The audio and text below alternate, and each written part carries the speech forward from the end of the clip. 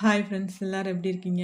இன்றைக்கி நம்ம என்ன வீடியோ பார்க்க போகிறோம்னா, கோல்டு சிட்டு பெஸ்ட்டாக இல்லாட்டி கோல்டு ஜுவல்லு பெஸ்ட்டாக, அதை பற்றி தான் ஃப்ரெண்ட்ஸ் பார்க்க போகிறோம். வாங்க வீடியோக்குள்ளே போகலாம். வீடியோக்குள்ளே போகிறதுக்கு முன்னாடி என் சேனலை சப்ஸ்கிரைப் பண்ணி சப்போர்ட் பண்ணுங்கள். எனக்கு ஒரு மோட்டிவேட்டடாக இருக்கும். யாரெல்லாம் கோல்டு சேவ் பண்ணிக்கிட்டு இருக்கீங்களோ அவங்கெல்லாம் ஒரு லைக் பண்ணிக்கோங்க. நான் தெரிஞ்சுக்கிறேன் ஃப்ரெண்ட்ஸ். ஓகே, வாங்க வீடியோக்குள்ளே போகலாம். இப்போ கோல்டு ஜுவல் பெஸ்ட்டாக இல்லை கோல்டு காயின் பெஸ்ட்டாக, அதை பற்றி தான் நம்ம பார்க்க போகிறோம். மிடில் கிளாஸ் ஃபேமிலியாக இருக்கவங்க தான் வந்து என்ன பண்ணுறது ஏது பண்ணுறதுன்னு தெரியாமல் எதில் இன்வெஸ்ட்மெண்ட் பண்ணலாம், எப்படி சேவ் பண்ணால் நமக்கு நல்லது அப்படின்னு சொல்லி ஒரு குழப்பத்தில் இருப்போம். அவங்களுக்காக கூட இந்த வீடியோவாக இருக்கலாம். யூஸ்ஃபுல்லாக இருந்துச்சுன்னா லைக் பண்ணி கமெண்ட் பண்ணுங்கள் ஃப்ரெண்ட்ஸ். ஓகே, வாங்க. மிடில் கிளாஸ் ஃபேமிலியாக இருக்கிற கொஞ்சம் கொஞ்சமாக காசு சேவ் பண்ணுவோம். நம்மளால் பல்கான அமௌண்ட்டில் ஒரே தான் இன்வெஸ்ட்மெண்ட்டும் பண்ண முடியாது.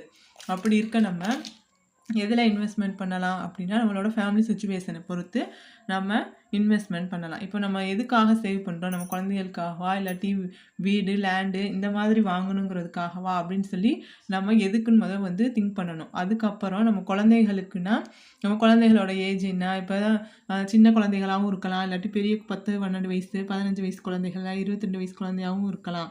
அந்த அவங்கவுங்களுக்கு தகுந்த மாதிரி நம்ம வந்து பிளான் பண்ணிக்கணும் ஃப்ரெண்ட்ஸ். இப்போ வந்து 5 to 20 வயசு அப்படிங்கும்போது நமக்கு லாங் டேர்ம் இருக்குது. இதே வந்து 15 to 22ங்கும்போது வந்து நமக்கு கிட்டத்தட்ட ஒரு 5, 6, 7 வருஷம் தான் இருக்குது.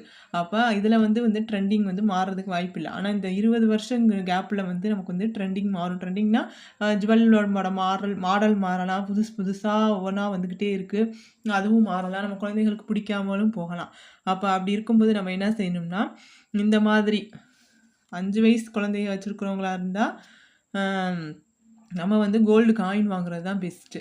இதே வந்து பெரிய பொண்ணுங்களாக இருந்தால் அவங்களுக்கு பிடிச்ச மாடலில் கூட வந்து நம்ம வந்து ஜுவல்லாக எடுத்துக்கலாம்.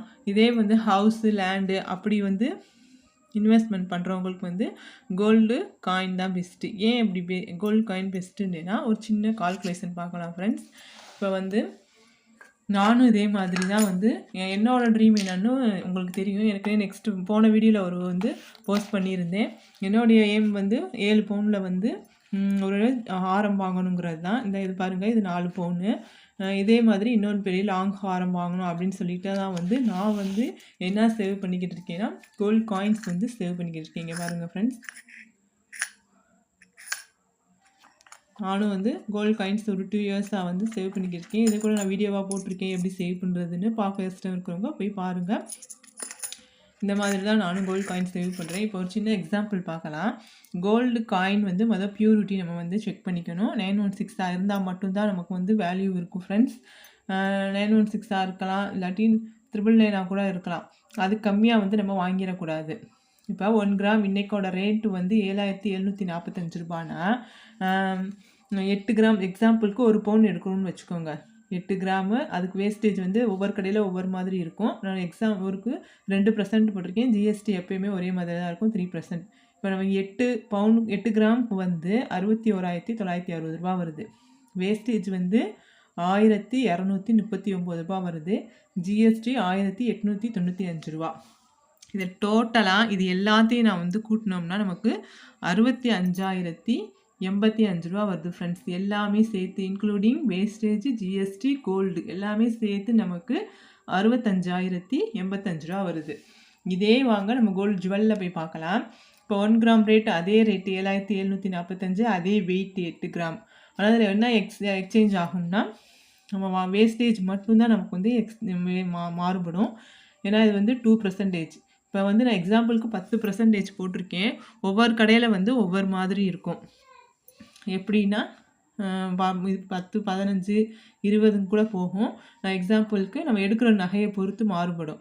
எக்ஸாம்பிளுக்கு இப்படி எடுத்திருக்கேன்.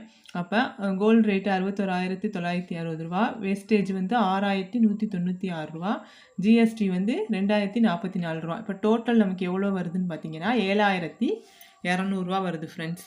அப்போ இப்போ நம்ம எடுத்தது கோல்டு காயின், இது வந்து கோல்டு ஜுவல். எவ்வளோ டிஃப்ரென்ஸ் இருக்குதுன்னு பார்த்துக்கோங்க. இதிலே நமக்கு 5,000 ரூபாய் டிஃப்ரென்ஸ் தெரியுது. இதில் என்ன நமக்கு பெனிஃபிட்னா, இப்போ ஆஃப்டர் 5 இயர்ஸ் நம்ம இதை எடுத்துட்டோம், இன்றைக்கி ரேட்டுக்கு நம்ம எடுத்துட்டோம், ஒரு 5 வருஷம் கழித்து நம்ம செல் பண்ணுறோன்னு வச்சுக்கோங்க. கோல்டு காயின் எக்ஸாம்பிளுக்கு 5 இயர்ஸ் கழித்து நான் 8,500 ரூபா இருக்கும், 1 கிராம்னு போட்டிருக்கேன்.